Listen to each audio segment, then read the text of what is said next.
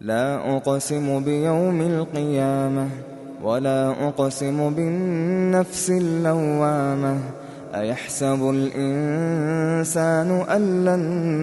نجمع عظامه بلى قادرين على أن نسوي بنانه بل يريد الإنسان ليفجر أمامه يسأل أيان يوم القيامة فإذا برق البصر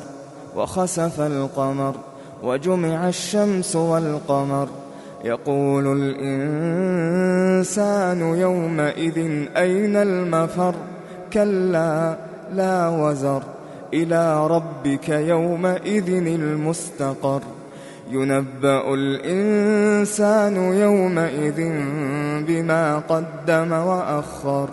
بل الإنسان على نفسه بصيرة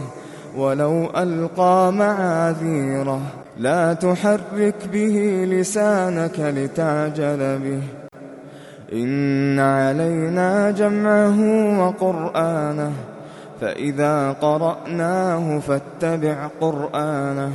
ثم إن علينا بيانه كلا بل تحبون العاجلة وتذرون الآخرة وجوه يومئذ ناظرة إلى ربها ناظرة ووجوه يومئذ باسرة تظن أن يفعل بها فاقرة كلا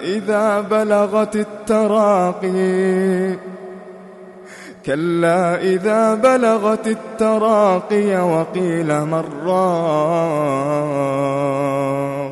وظن أنه الفراق والتفت الساق بالساق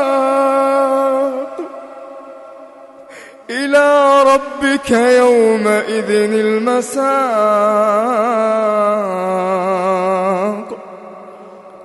فلا صدق ولا صلى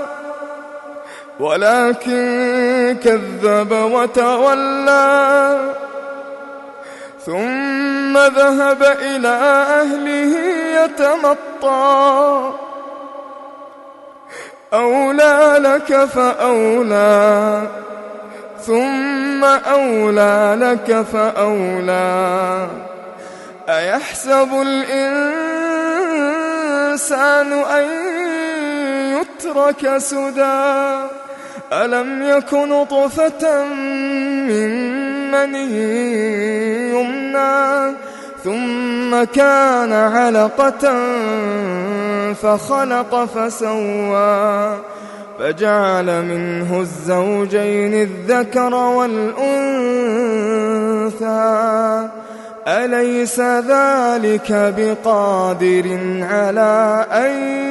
يحيي الموتى